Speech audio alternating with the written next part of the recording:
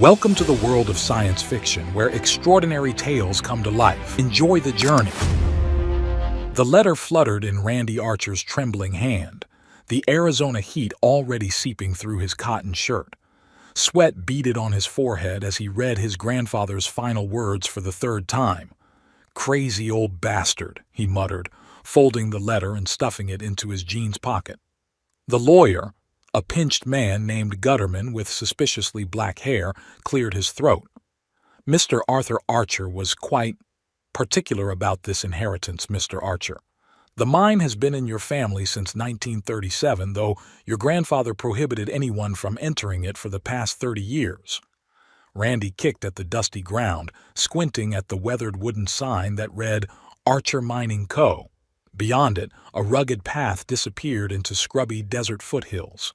"And there's nothing else? Just a worthless hole in the ground and some cryptic warning about a woman who might eat me?"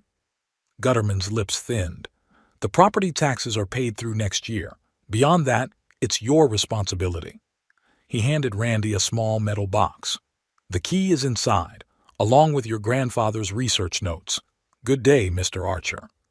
Randy watched the lawyer's Mercedes kick up dust as it disappeared down the dirt road.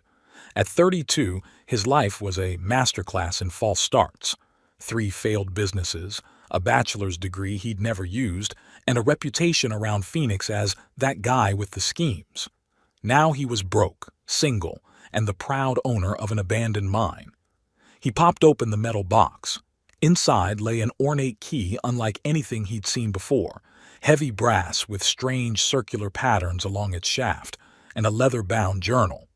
"Last chance to be useful, Gramps," Randy muttered, tucking the box under his arm. The half-mile hike to the mine entrance left him drenched in sweat. What he'd expected, a simple wooden frame supporting a dark hole, wasn't what awaited him. Instead, a massive metal door was embedded in the mountainside, covered in symbols that resembled no language Randy had ever seen. "What the hell?" he whispered, running his fingers over the strange markings. They seemed to shimmer under his touch, as if responding to his presence. The key fit into a nearly invisible keyhole at the center of the door. When Randy turned it, the sound of massive gears grinding to life echoed from within the mountain. The door slid open with shocking smoothness, revealing not a rough-hewn tunnel, but a polished stone passageway illuminated by strips of blue light that flickered to life as the door opened. "No way Grandpa Arthur built this," Randy muttered, heart hammering against his ribs. The floor sloped gently downward and Randy followed it, tension coiling in his shoulders with each step. The air grew cooler but didn't have the damp mustiness he expected from an underground chamber. Instead, it smelled faintly metallic, like the air after a lightning strike. After 100 yards, the passage opened into a vast, circular chamber with a domed ceiling. More blue lights activated as he entered, revealing what looked like a cross between a Victorian laboratory and the set of a science fiction movie. Brass and copper machinery lined the walls, interspersed with screens made of an unknown crystalline material. On a central workbench sat stacks of notebooks filled with his grandfather's familiar scrawl. Randy flipped through one. The pages contained diagrams, equations, and notes spanning decades. "June 3rd, 1982, he read aloud. The symbols appear to function as both language and mathematics. I believe the entire facility is one integrated machine, though its purpose eludes me. The markings on the inner door are different, possibly a warning." Randy's head snapped up. Inner door? At the far side of the chamber, nearly hidden behind a bank of machinery, a narrow archway led deeper into the mountain. Unlike the smooth stone of the main chamber, this passage was rough-hewn, as if someone had forced their way through.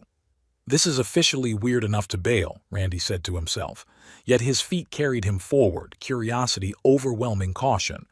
The narrow passage descended steeply for another 200 feet before ending at another door, smaller than the entrance but made of the same strange metal, covered in different symbols that seemed to pulse with a faint, reddish light. This door had no visible lock, but as Randy approached, it slid open with a hydraulic hiss. The air that escaped was noticeably warmer and carried an electric tang that made the hair on his arms stand up. "Holy shit," Randy breathed.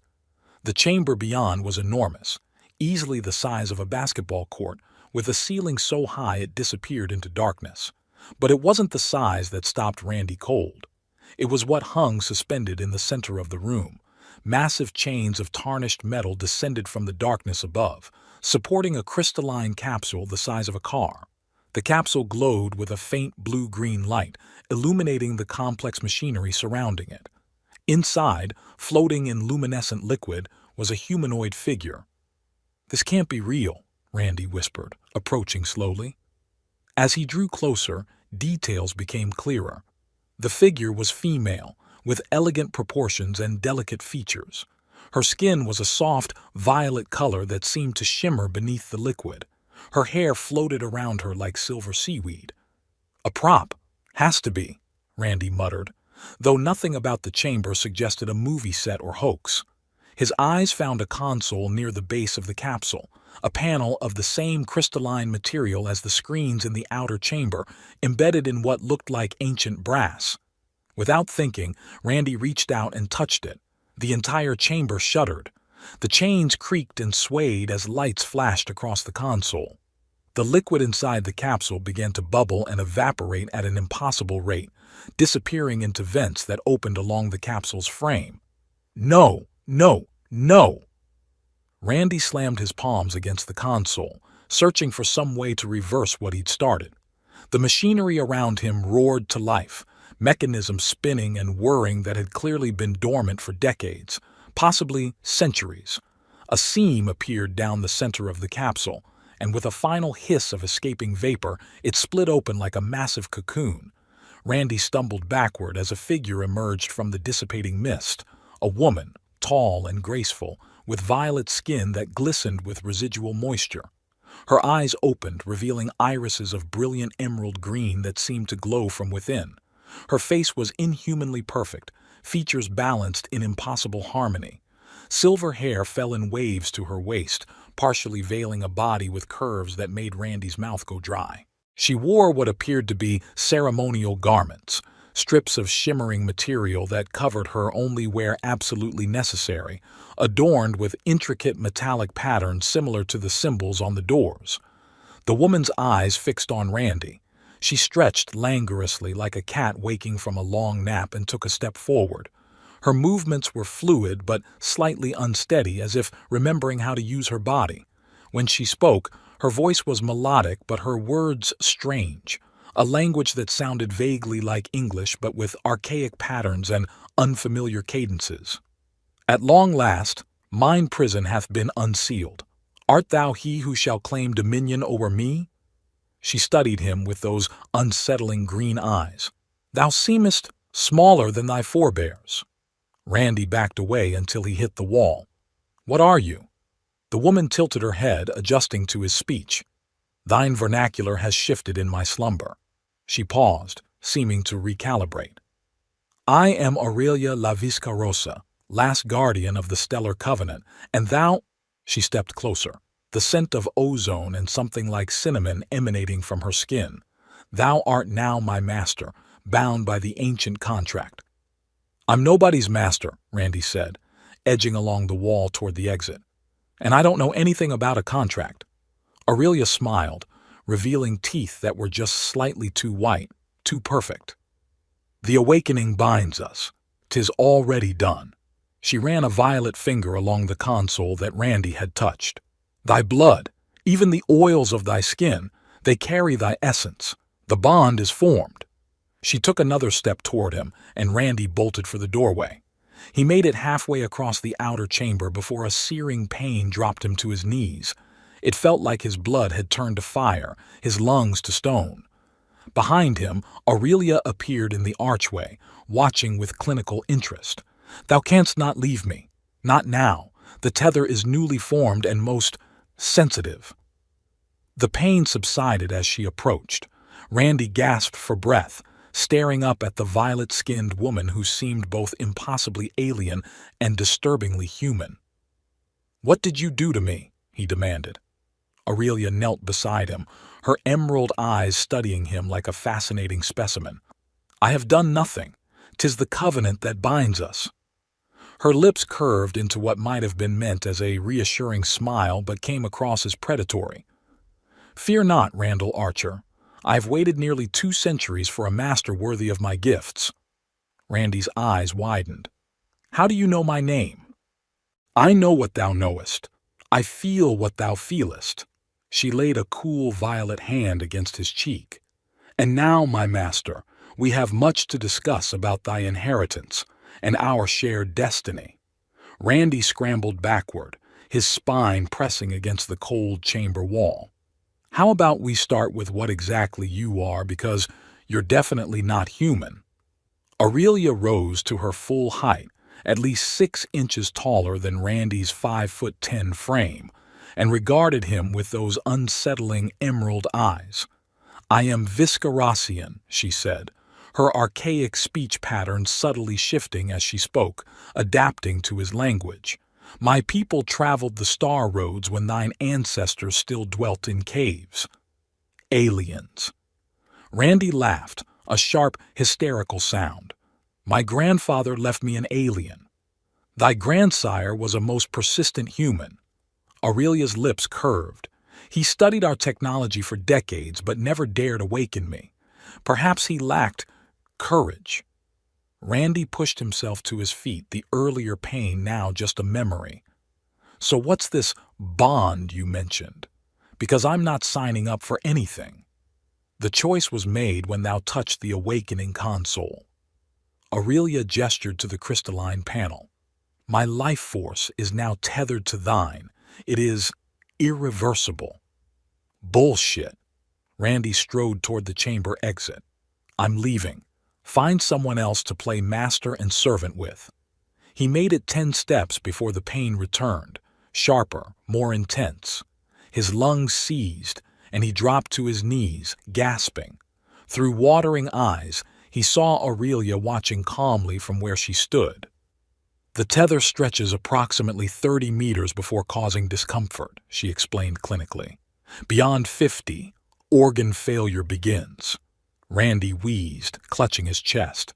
"Make it stop. Return to me." Each step back toward her lessened the pain. By the time he stood before her again, he could breathe normally. Sweat drenched his shirt. "That's your idea of discomfort," he snarled. "My apologies. I have not been bonded to a human in nearly 2 centuries. I had forgotten your fragility." Randy ran a hand through his dark hair. "So I'm trapped here? With you?" "Not necessarily here." Aurelia's rigid posture relaxed slightly. "Merely with me." "Great." Randy paced the limited distance he could manage. "My grandfather's final prank. Trap me with a purple alien who talks like Shakespeare. I am adapting to your vernacular with each exchange." She moved toward the console, her movements becoming more fluid. "And the correct term is violet, not purple." "Oh, excuse me, violet." Randy rolled his eyes. "Is there any way to break this bond?" "Death," she replied simply. "Whose?" "Either, though mine would be significantly more difficult to achieve." She touched the console, and the chamber's lights brightened. "There is much to explain, and I grow weaker. I require sustenance." Randy's stomach dropped. "What kind of sustenance?" Aurelia smiled, revealing those 2 perfect teeth. "Not thy flesh, if that concerns thee, though thy energy." She stepped closer, and Randy felt a strange tingling across his skin, like static electricity. "That I do require." "My energy?" Randy backed up until the tingling sensation faded. "What does that mean?" "Physical proximity transfers small amounts. Direct contact transfers more." Her emerald gaze dropped to his lips. "Intimate contact is most efficient." Randy's face heated. "That's not happening." "Then we shall both grow weaker." Aurelia swayed slightly. "I have been dormant for centuries. My systems require regeneration." Despite his anger, Randy noticed her deteriorating condition. The luminescence beneath her violet skin had dimmed and her breathing had become labored. Fine. What do you need? A handshake? High five? Aurelia extended her hand, palm up. Begin with touch. I shall not harm thee. Cautiously, Randy placed his hand in hers. The tingling intensified immediately, spreading up his arm in pleasurable waves. It wasn't painful, more like the rush after a perfect shot of whiskey. He felt lightheaded but not weakened. Aurelia's skin brightened, the violet deepening to a rich amethyst. She closed her eyes, inhaling deeply. Better, she murmured. After a moment, she withdrew her hand. We should relocate to the upper chamber. There are provisions there. How do you know that? I accessed thy memories when we bonded. She moved toward the passage. Thy grandfather stored food and water in the outer laboratory. Randy followed, disconcerted. What else do you know about me? Everything. She glanced back, expression unreadable. Thy failed business ventures, thy broken relationships, thy financial difficulties, thy fear of becoming like thy father. Stay out of my head, Randy snapped. I cannot. The bond flows both ways. Aurelia paused at the carved passageway. Though thou cannot yet access my memories, with time thou might. In the outer chamber, Randy found his grandfather's stash exactly where Aurelia had indicated, a small alcove containing canned goods, bottled water, and camping supplies.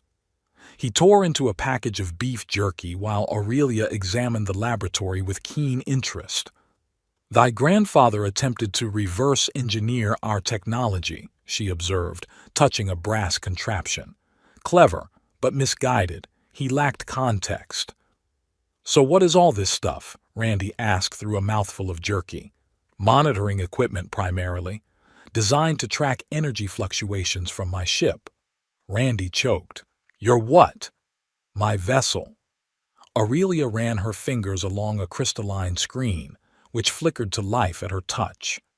It lies deeper beneath this mountain. This facility was built around it after our crash. There's a spaceship under here? Randy set down his water bottle. An actual alien spaceship?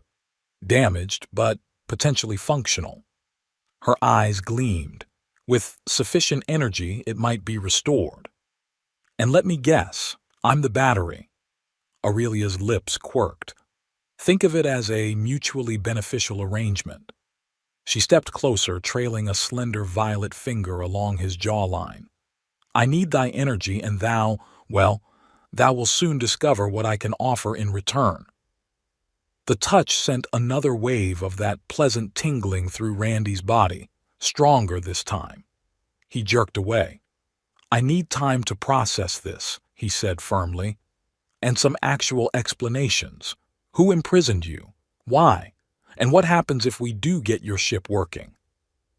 Aurelia settled onto a chair, her ceremonial garments shifting to reveal more violet skin than Randy was comfortable with. Her speech had almost completely modernized now, with only occasional archaic phrases slipping through. My ship crashed on this continent in what you would call 1821, she began. I was the sole survivor. The humans who found me were frightened by my abilities. They enlisted scientists and mystics to contain me. The containment chamber was designed using salvaged parts from my ship, combined with your primitive technology. And they just left you there? For 200 years? Knowledge of my existence was passed down through a secret society. Aurelia's expression hardened. Your grandfather discovered their records and found this place in the 1970s. He chose to study rather than free me. Smart man, Randy muttered. Indeed. Aurelia's lips thinned. But he left me to you, knowing you would be more impulsive. 3 days passed in an uneasy truce. Randy attempted to sleep in the outer chamber while Aurelia remained near the containment pod, seemingly meditating for hours. But their bond's limitations meant real privacy was impossible. By the third day, Aurelia's energy had noticeably deteriorated again. Her skin had dulled and she moved with visible effort. Randy found her slumped against the crystalline console. "Hey," he said, genuinely concerned despite himself. "You don't look good." "The brief contact was insufficient," she murmured. "I require more to stabilize." "What do you need?" Her emerald eyes locked with his. "More intimate connection." Randy's heart hammered. Define intimate. Instead of answering, Aurelia pulled him toward her with surprising strength. Before he could protest, her lips pressed against his, and the world exploded into sensation. Every nerve ending in Randy's body lit up simultaneously.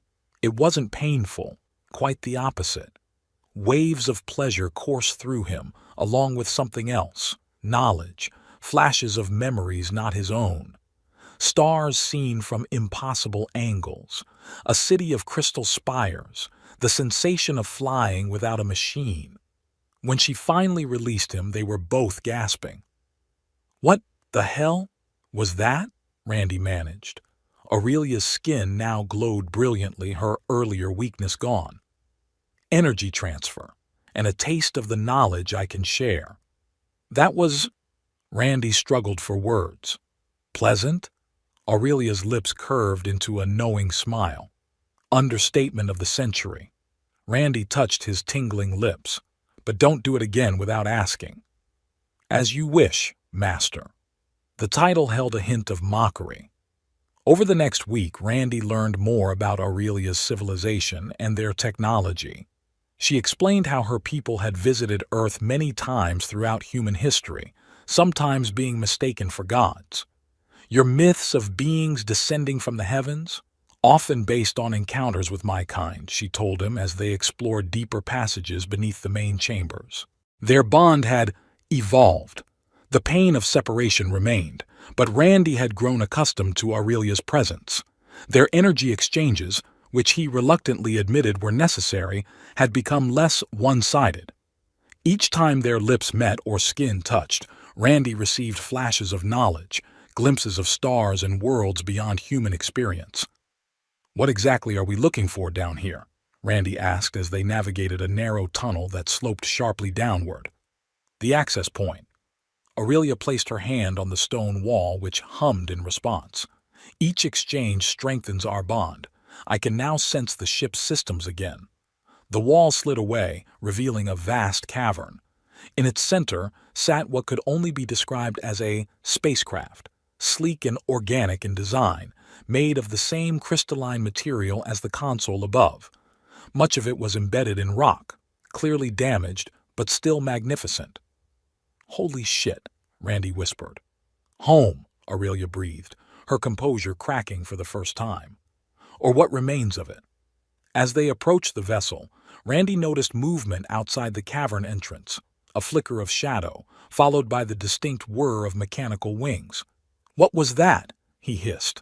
Aurelia tensed. "We are being watched." Randy sprinted to the entrance in time to see a small drone disappearing up the tunnel, military grade, not civilian. "This is bad," he said, returning to Aurelia. "Someone knows we're here." Aurelia's face hardened. "Then we have less time than I thought." She placed both hands on the ship's hull, which glowed faintly at her touch. "The vessel requires more energy to reactivate. Much more." "How much more?" "Full bonding." Her emerald eyes locked with his. "Complete integration of our energies." Randy's breath caught. "And after it's working? What then?" Aurelia's expression softened, but her words were firm. "I've been imprisoned on this primitive world for centuries," she said. "I won't stay a moment longer than necessary, and neither will you." "Wait, what?" Randy backed away. "I can't leave Earth." "The bond makes it impossible for us to separate beyond a short distance," Aurelia reminded him. "Where I go, you must follow." Randy stared at the alien vessel, then back at the tunnel where the drone had disappeared. The weight of impossibility pressed down on him. "So those are my choices? Leave my planet forever, or die here when whoever sent that drone comes to claim you?" Aurelia touched his face, her expression uncharacteristically gentle. "There is a third option, Randall Archer, one you haven't considered." "Which is?" Her emerald eyes gleamed. "That you might discover the universe is far more wondrous than this small world you call home." The ground shook beneath Randy's feet, dust raining from the cavern ceiling. A distant explosion echoed through the tunnels, followed by the unmistakable sound of automatic weapons fire. "They're here," Randy whispered, adrenaline flooding his system. "How the hell did they find us so fast?" Aurelia's hands flew across the ship's exterior, activating hidden panels that glowed with emerald light matching her eyes.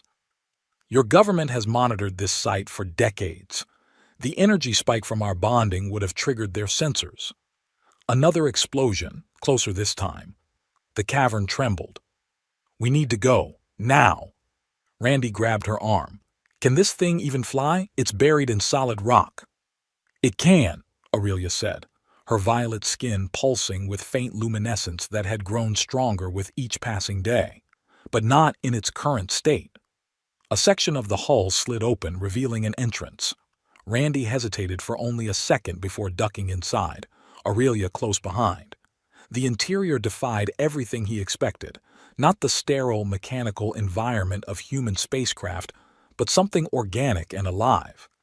The walls pulsed with the same light that emanated from Aurelia's skin, and the floor seemed to shift subtly beneath his feet, accommodating his weight. "It's beautiful," Randy murmured despite their dire circumstances.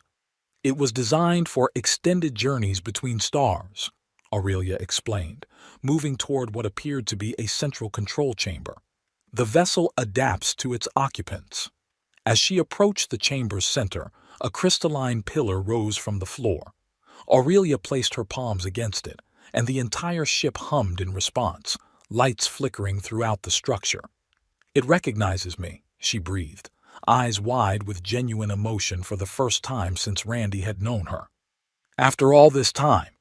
The moment shattered as gunfire erupted directly outside the ship. Voices shouted commands and heavy footsteps approached. "Perimeter secured! Target vessel located!" a voice barked. "Containment team, move in with EMP charges!" "They can't breach the hull," Aurelia said, hands still connected to the crystal. "But in this weakened state, their weapons might disrupt the reactivation sequence." Randy peered through a translucent section of wall that functioned like a viewport. Special Forces soldiers in unmarked black tactical gear had formed a perimeter around the ship, weapons trained on its surface. Others set up what looked like specialized equipment, tripods supporting devices Randy had never seen before, emitting an eerie blue light. "What are they doing?" he asked. "Preparing energy disruptors," Aurelia's voice tightened. "Primitive, but potentially effective against the ship's outer sensors. They've studied my technology more thoroughly than I realized." The soldiers outside had donned strange protective gear, helmets with iridescent visors and gloves that crackled with static discharge. "How long until we can take off?" Aurelia's expression darkened. "Hours, at current energy levels." "We don't have hours." One of the soldiers outside activated his device. A wave of blue energy washed over the ship's exterior, and the lights inside flickered ominously. Aurelia gasped, her connection to the crystal momentarily disrupted. "They're trying to force a system reset," she said through gritted teeth. "If they succeed, we'll be trapped." Another blast hit the ship. This time, several internal systems went dark. Aurelia stumbled away from the crystal, her skin noticeably dimmer. "There's only one way to fully restore my abilities and power the ship," she said, emerald eyes intense as she steadied herself against a pulsing wall. "Complete bonding." Randy's heart hammered. "The energy transfer thing, like before?" "No." Aurelia moved closer, her scent, something like ozone and exotic flowers, filling his senses. "Much deeper, a complete fusion of our energies." "Will it hurt?" Her lips curved upward. "Quite the opposite." Outside, a commander shouted orders. "Power up to maximum. We need to penetrate that hull before reinforcements arrive."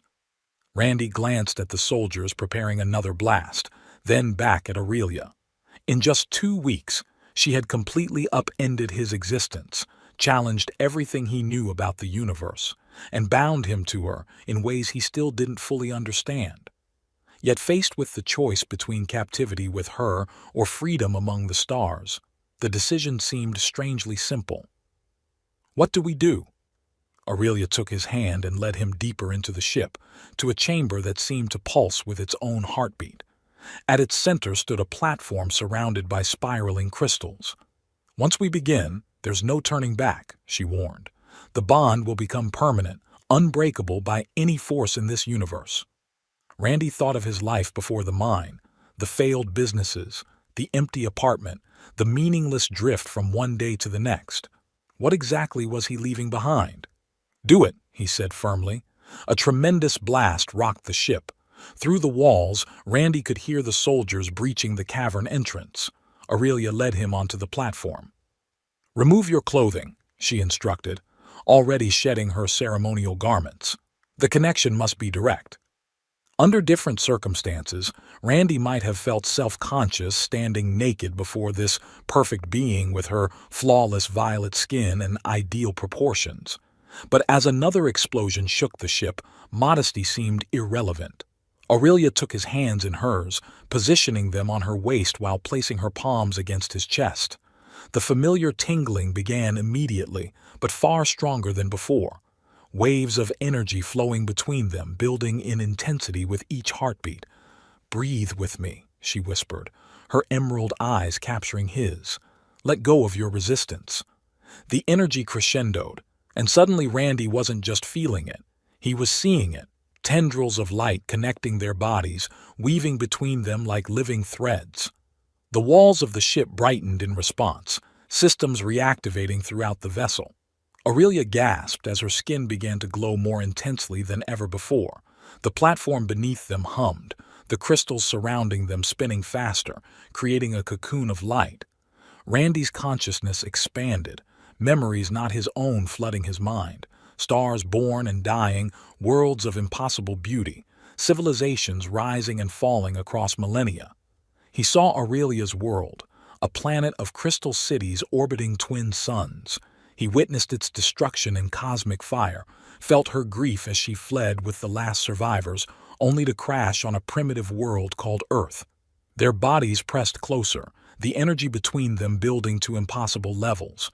Randy's vision whited out, pleasure beyond anything human experience had prepared him for coursing through every cell. Through their connection, he felt the ship responding, systems fully awakening after centuries of dormancy. The vessel hummed with renewed power, the walls glowing bright enough to illuminate the entire cavern. Outside, the soldiers had breached the perimeter and were now attempting to cut through the hull with specialized laser equipment. Their commander shouted into a radio, "Target is powering up. Request immediate air support. I repeat, the alien vessel is activating." Inside the energy cocoon, Aurelia's lips found Randy's, completing the circuit. The ship lurched violently, rock cracking around its hull as ancient engines engaged. The platform beneath them softened, cradling their intertwined forms as the vessel prepared for departure. "Hold on," Aurelia whispered against his mouth, her voice somehow inside his mind as well. "This part might be uncomfortable." The ship surged upward with catastrophic force, tearing free from the stone that had imprisoned it for 2 centuries. The entire mountain shuddered, tunnels collapsing as the massive vessel forced its way upward. Special Forces soldiers scattered, abandoning their equipment as tons of rock crashed down around them. On the surface, researchers and military personnel scrambled from monitoring stations as the ground buckled and split. With a thunderous roar, the spacecraft burst through the Arizona desert floor, sending a plume of dust and debris thousands of feet into the air as it rose toward the clouds. Within minutes, military jets scrambled from nearby bases, but the ancient vessel moved with impossible speed, already reaching the upper atmosphere by the time they arrived. Inside, the energy cocoon gradually dissipated, leaving Randy and Aurelia still embraced on the now solid platform. The bond had changed them both. Randy's skin faintly luminescent, Aurelia's emerald eyes now flecked with brown. "We did it," Randy whispered, amazed to find he could breathe normally despite the ship's rapid ascent. "We actually escaped." Aurelia smiled, touching his face with newfound tenderness. "The ship has fully adapted to our bonded state. It will protect us both now." They rose from the platform, and clothing of a strange, fluid material formed around them, generated by the ship itself. Aurelia led Randy to the bridge, a breathtaking chamber with transparent walls offering a panoramic view of space. Earth shrank rapidly below them, a blue marble against the vast darkness. "It's beautiful," Randy said softly, watching his homeworld recede. The expected grief didn't come. Instead, he felt a curious peace, as if he'd finally found where he belonged. "A pleasant enough world," Aurelia acknowledged, "but just one among billions." The ship accelerated, stars smearing into lines as they prepared to leave the solar system. "What now?"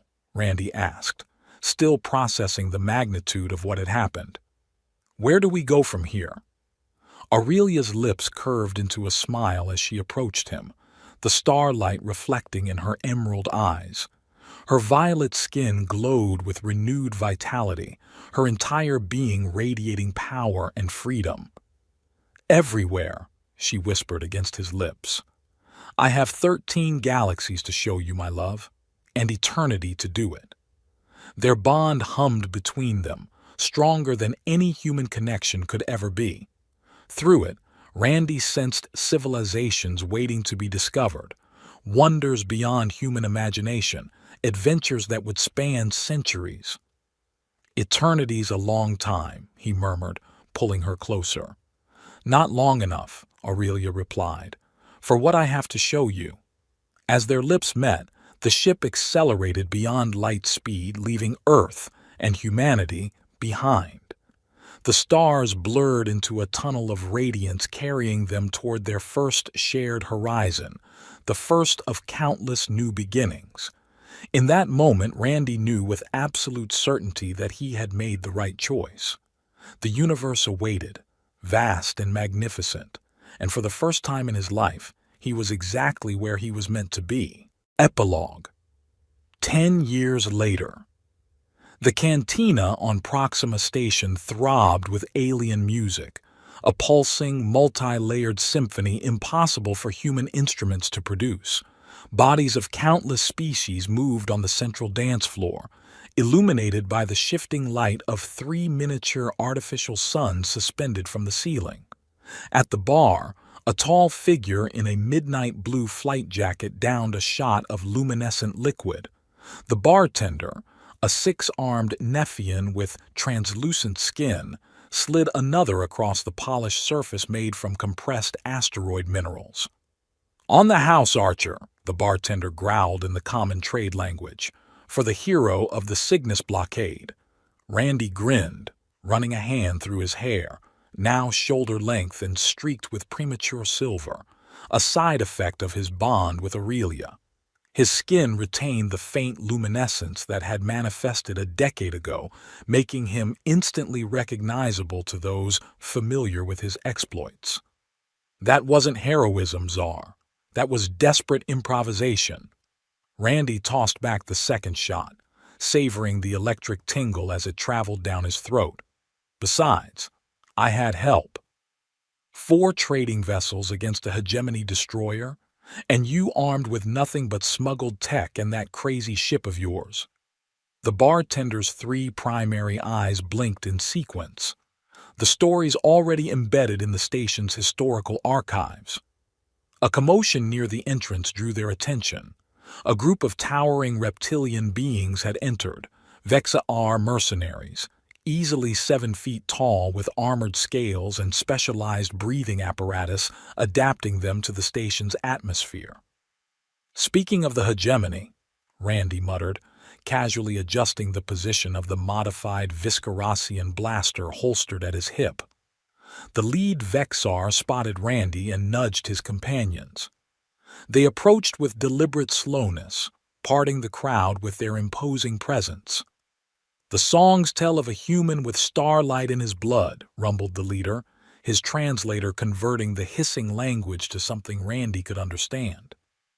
"They say he dances with the violet goddess and steals hegemony secrets for sport." Randy raised an eyebrow. "Songs exaggerate. I'm just a guy making a living in a complicated universe." "You stole classified navigation charts from our outpost in the Taurus sector," the Vex-R accused, leaning closer. "High Command has offered 20,000 credits for information on your whereabouts." "Only 20,000? Randy placed a hand over his heart in mock offense. "I'm actually insulted." The cantina had grown quieter, other patrons discreetly creating distance between themselves and the confrontation. "The price is for information," the Vex-R clarified, displaying rows of serrated teeth in what passed for a smile among his kind. "The reward for your actual capture is substantially higher." Randy's communicator vibrated subtly against his wrist, a signal from Aurelia. He checked the small holographic display that appeared above his wrist device. A simple message scrolled across. "Incoming. 2 minutes." "Well, this has been delightful," Randy said, finishing his drink, "but I've got a prior engagement." The Vex-R commander's massive hand clamped down on the bar, cracking its surface. "You misunderstand, human. This isn't a negotiation. It never is." Randy sighed. Then, without warning, he tapped a sequence on his wrist device. The artificial suns overhead flared blindingly bright for 3 seconds, long enough for non-humans with sensitive optical systems to be temporarily disoriented. The Vexor mercenaries reeled backward, protective membranes slamming shut over their eyes. Randy vaulted over the bar, grabbed a spherical object from his jacket pocket, and rolled it toward the entrance. It detonated with a harmless but spectacular shower of multicolored particles that created further confusion. The cantina's sound system suddenly switched from alien harmonies to a thundering earth rock anthem from the 1980s, "Welcome to the Jungle," at deafening volume. Randy had loaded it into the station's entertainment systems months ago for just such an occasion. As the guitar riff echoed through the space, Randy sprinted toward a service corridor, the pursuing mercenaries still half-blind and disoriented. "Aurelia!" he shouted into his communicator over the music. "Please tell me you've got the engine modifications working." Her voice replied with the calm precision he'd come to rely on. 97% operational. The quantum displacement field should sustain for approximately 43 seconds. "That'll have to do." Randy rounded a corner, nearly colliding with a group of station security officers responding to the disturbance. "Evening, gentlemen. Just a minor cultural misunderstanding." He slid beneath their attempt to grab him and continued toward the emergency airlocks. Behind him, the Vex-R had recovered enough to give chase, their heavy footfalls echoing down the corridor. 30 seconds to rendezvous," Aurelia updated coolly in his ear. Randy reached the airlock section and slammed his palm against a red emergency panel. Alarm sirens wailed as pressure doors began closing throughout the sector, standard protocol for a potential hull breach. The Vex-R leader, more determined than the others, managed to slip through just before the final door sealed. He raised a wicked-looking energy blade, its edge glowing with superheated plasma.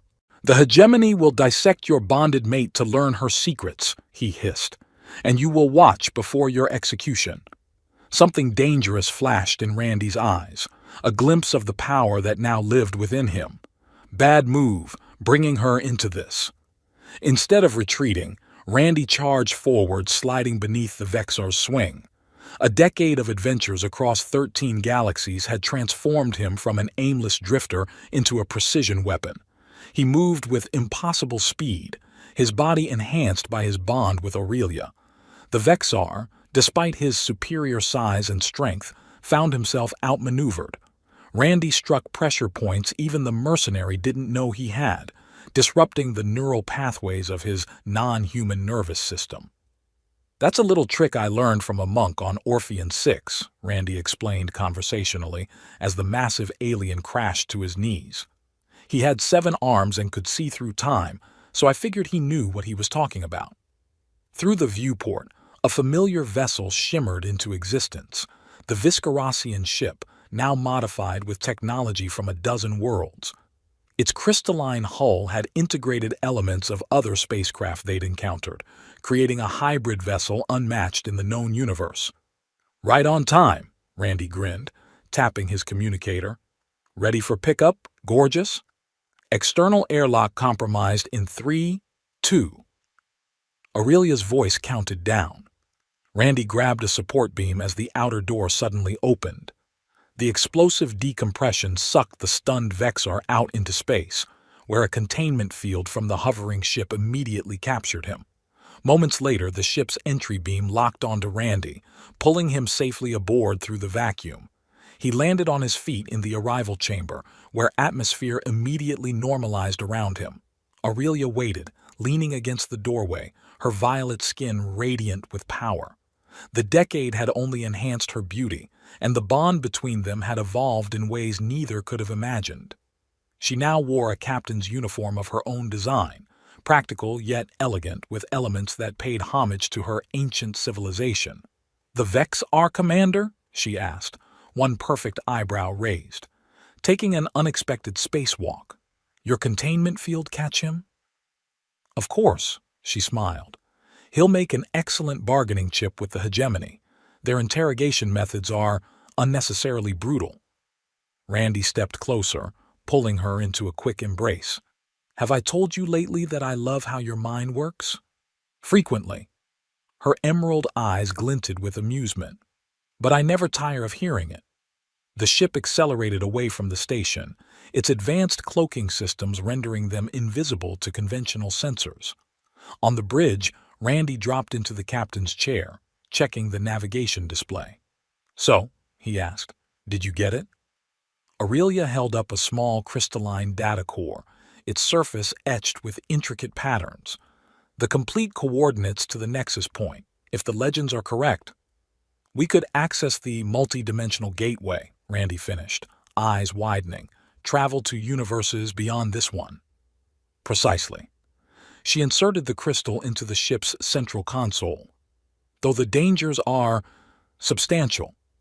The display flickered, then projected a swirling map of energy pathways connecting points across multiple planes of existence. At the center pulsed a brilliant node, the nexus point. "According to this," Aurelia said, studying the projection, "the gateway opens once every 300 years. The next alignment occurs in 17 days, Randy calculated, leaning forward. "That's cutting it close. It gets worse." Aurelia's expression turned serious. "The nexus is located in the heart of the Forbidden Zone." Randy whistled. "Hegemony territory, heavily fortified, supposedly guarded by autonomous weapon platforms that predate even your civilization. And now the hegemony knows we're interested in something in that sector." Aurelia nodded toward their unwilling Vexar passenger, now secured in the ship's holding cell. The ship's sensors suddenly blared a warning. On the view screen, 5 hegemony cruisers appeared, moving to intercept their position. "They've deployed quantum trackers," Aurelia announced, her hands flying across the controls. "They can detect our energy signature even through the cloaking field." Randy's expression didn't register concern. Instead, a slow smile spread across his face. He tapped a sequence into his control panel, and a new track blasted through the ship's communication system, AC/DC's Highway to Hell. "Perfect timing," he said, reaching for the pilot controls. "I've been wanting to test the phase shift engines we picked up in the Andromeda sector." Aurelia shook her head but couldn't hide her own smile. "One of these days, your recklessness will be the death of us. After 10 years, unlikely." Randy winked at her. "Besides, what's the point of being legends if we can't live up to the reputation?" He pushed the engines to maximum. The ship lurched forward, trailing particles of quantum displacement as it accelerated toward the approaching hegemony fleet rather than away from it. "You're not seriously planning to go through them?" Aurelia asked, though she was already strapping herself into her command chair. "Nope." Randy's eyes gleamed with the same reckless spirit that had first awakened Aurelia from her ancient prison. "We're going over, under, around, and partially through the fifth dimension." He cranked the music louder as the phase shift engines powered up, the ship beginning to vibrate with barely contained energy. "Next stop," he shouted over the pounding rhythm, "the nexus point and whatever lies beyond. Hold on tight."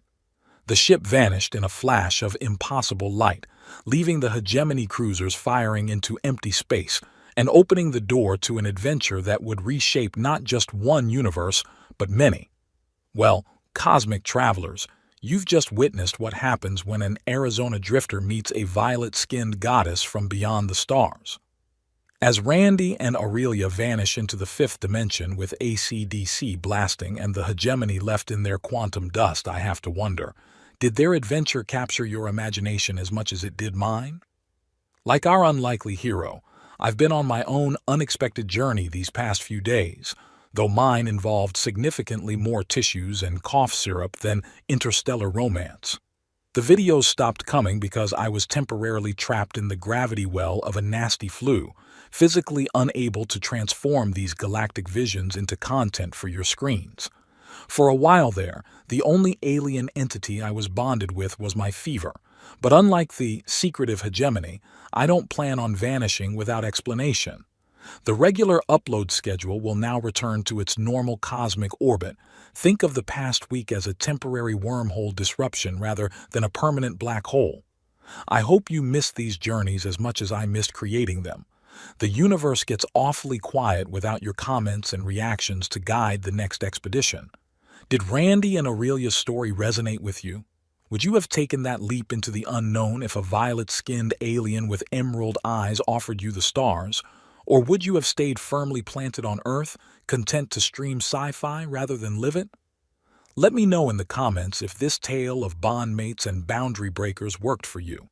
After all, even authors need energy transfers now and then, though I'll settle for likes and subscriptions rather than complete neural bonding.